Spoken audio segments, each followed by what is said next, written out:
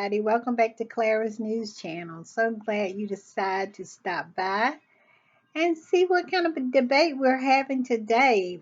Basically, I'm debating with myself right now because, of course, I can't go live, but I live for the day that this little channel grows to the point where I will be able to go live and I'll be able to interact with my subscribers, and that I am hoping and dreaming and hoping. One thing I want to say: some days I'm going to show up with glasses, dark glasses on, and it's because I just came back from the gym and I have no makeup on, and so these are kind of what I put on when I don't do makeup. Okay, so today is a no makeup day, so you get glasses.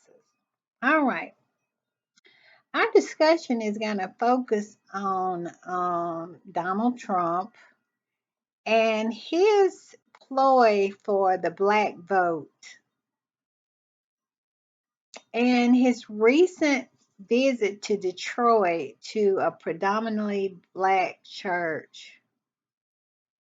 I picked up an article out of AP. No, I'm sorry. This was on a a black channel. Well, I mean, not web, a black news website. Focused on celebrity news and focused on the black community. And it's called Jasmine Brand. And I ran into this article. It says Donald Trump visits to a predominantly black church in Detroit sparks controversy from social media. Never saw a black church filled with white people. Let's read on and then we will discuss. It says former President Donald Trump visit 180 church.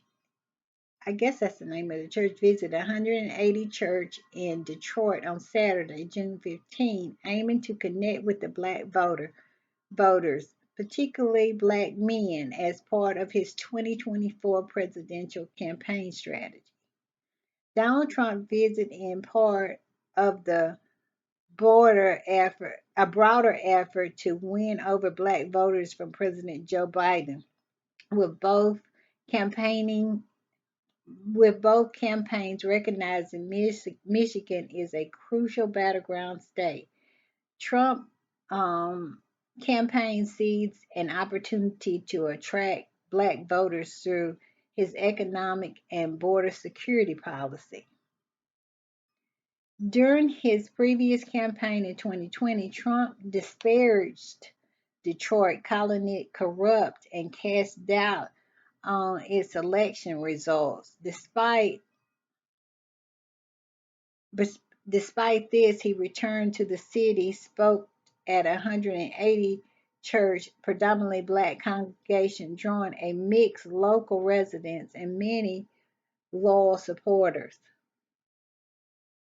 Social media quickly highlighted footage showing the pews were mostly filled with white people, sparking debate about the event's actual demographics.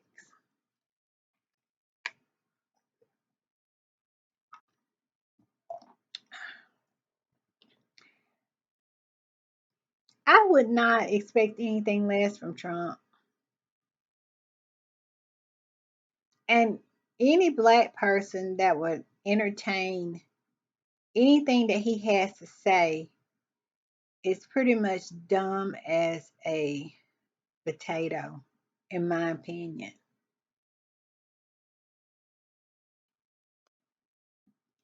I have always found it strange that other people just can't see through Trump. To me, it's just so easy. I saw through him right away when he first came on the scene. Are you telling me it's still people having difficulty to see exactly what this man is about? And And like I said, I am black, so I can speak to black people and maybe say things in a way a person of the Caucasian persuasion would not be able to do. But how could they entertain this man who made the statement that black people would find him more relatable now that he has these felonies? Who is he talking to? Most black people don't, they, we don't have felonies. It's kind of like that old trope about the welfare queen, that black women are the people who are most on welfare. And we all know that the statistics doesn't bear that out. And it doesn't bear out that most black people have felonies.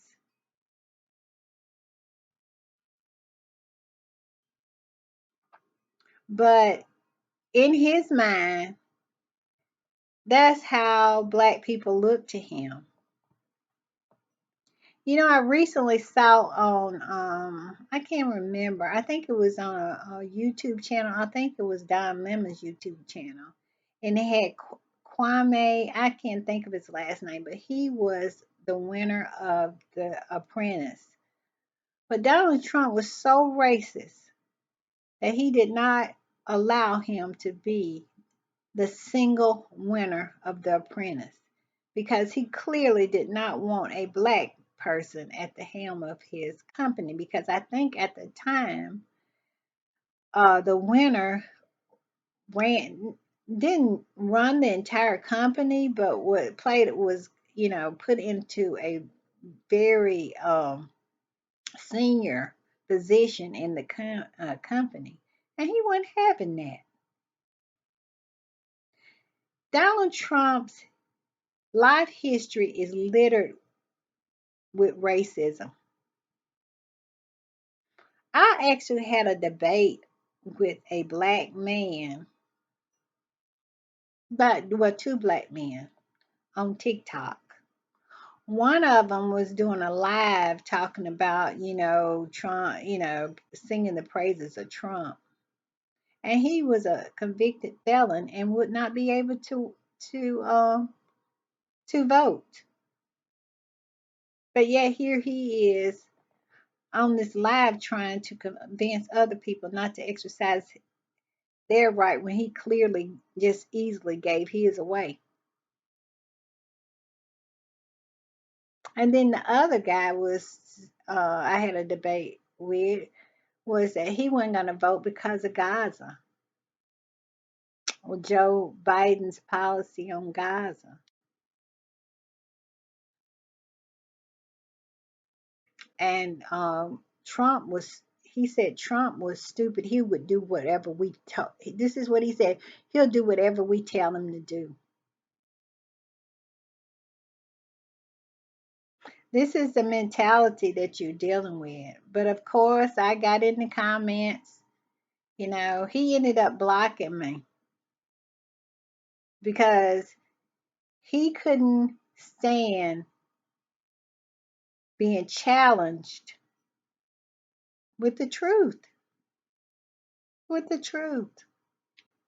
How is not voting going to help you? How is voting for Trump? What is it about Trump makes you think that he'll do whatever you tell him to do? I told him to look at Trump's history on the Middle East when he was actual president. Not what I'm saying. Look at his history, what he did. He was very pro-Israel. So what are you talking about? And so this is all a ploy, you know. This is gaslighting, and it's insulting. It's insulting. Same as the comment that he made about now that he has felonies, he'll be more relatable to black people. He said now that that whole thing with the tennis shoes and stuff like that, black people will like him more now that he makes tennis shoes.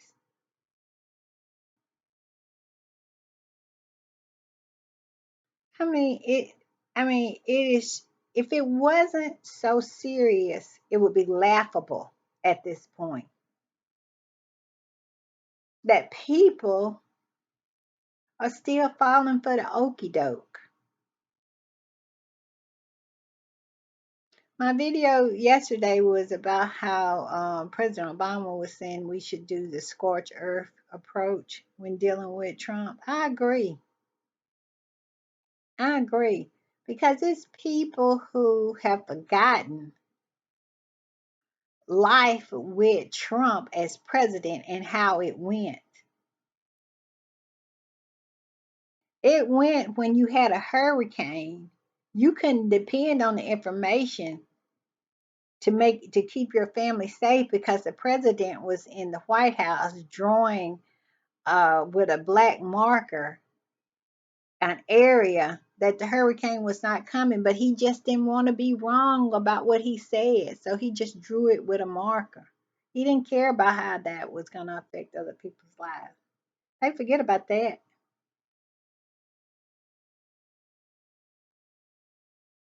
And they forget about the constant corruption on a day-to-day basis and the waterfall of lies on a day-to-day basis, not knowing what to believe, the tearing down of the office, the highest office of the land, just tearing it down with his lies, with his corruption, with his irresponsibility. It's not a person in this. Well, I don't believe it's a person that doesn't know a person or related to a person who passed from COVID. And Trump is the reason why a lot of those people passed because he didn't do anything but lie. Lie and lie and lie and lie. He lied when at first he said that it's nothing. And COVID spread.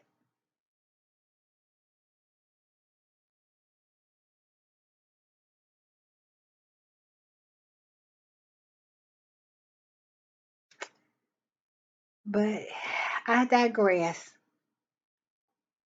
But this is what we're dealing with here.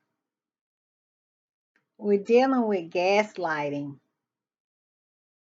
They're trying to gaslight us into forgetting how horrible it was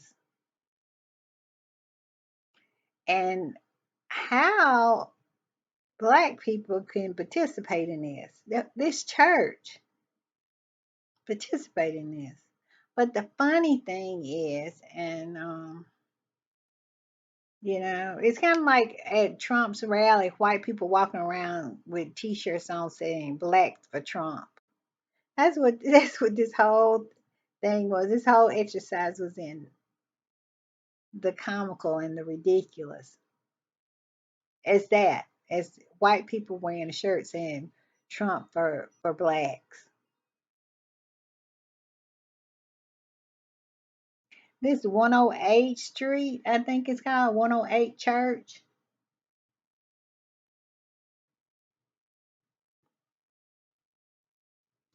Don Lemon made a comment. He said, "I grew up in a black church. I've never been to a lot of black church." He said, and I'm sorry. He said, "I grew up in a black church. I've been to a lot of black churches in my life. I've never seen that many white people in a congregation. It's giving Bronx MAGA rally, uh, stage traveling vibes. Well, we know they will stage something. And I agree with him. I agree with him that this is just stage BS, mega BS. And it's insulting. It's insulting to our intelligence. It's one thing about the black voter is we're going to vote in our interest. I can't say that about every race of people because I live in the South and one of the poorest states in the Union.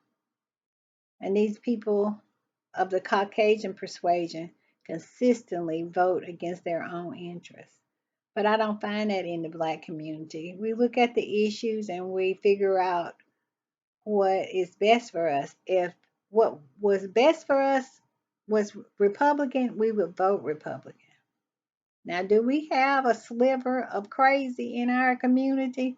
We absolutely do, just like every other community has a sliver of crazy. And I think that's what Trump is aiming for. He's aiming for to bring out more of that sliver of crazy that's within the black community. And it's on full display on some channels on TikTok. It really is. But just like the restaurant, what was it, fast food restaurant? It was a setup. It just is constant setup and constant gaslighting. I can't say that I'm not worried about this election for President Biden. I am. It is so crazy to me that um, this is anywhere close. But what gives me solace in this whole thing is that polling is notorious for being wrong. And since people start using the majority of phones are cellular phones, they are mobile phones and not landlines, and most of these polls are done by people who have landlines. And who have landlines? Elderly people. Elderly people. And who is the most conservative people? Most or gaslit people? It's the elderly people. Not all of them, but a large portion. Yeah, and that runs along all demographics. So I feel cautiously optimistic when it comes to President Biden's reelection. But this whole thing that Trump has done is just another log on the fire of insults to the black community and black people. He thinks we are felons. He thinks we are welfare queens. He thinks that he tried to pit us against immigrants. They think, we all like sneakers. We all spend our money on sneakers. This is what Trump thinks. And it's insulting. And how someone can vote for a man like that who feels that way about you, I have no idea. But I found this on the jasminebrand.com. You can go there and read it yourself. Here's a picture of the congregation. Let me see if I can get it quick. As you can see, it is mostly white people in a predominantly black church. Another okey doke. Another okey doke. But most black people, the majority of black people don't fall for the okey doke. Like I said, we got our sliver like everybody else. but we don't fall for the okie doke. But he definitely trying, isn't he? All right, everybody. I will be back tomorrow and we'll discuss the next topic. There's no telling what Trump's done. I will be doing tomorrow. But I think, if I'm not mistaken, isn't it in July that he is sentenced? We'll definitely have to come back and discuss that one. And Steve Bannon goes to jail. It's right around the corner. I cannot wait. And I'm going to say this and then I'm going to say goodbye. What surprises me most is not Trump's behavior. What surprises me most is the behavior of people around him who knows better, like Nikki Haley, like Mitch McConnell, are just so willing to sell their country down the river for their careers, what they perceive as their careers, and what they perceive as a come up. I look at your country like you would look at your children. You want the best for your children, right? So you want the best for your country. Would you sell your children down the river for a better job, a better position, a place on a panel or a TV series on Fox? But you're willing to destroy your country and give the reins of the nuclear weapons, the nuclear football, all our treaties, NATO, NATO. That's another big worry for me if Trump gets in. And the war in Ukraine. People are focused on Gaza, and I get that, and I get it.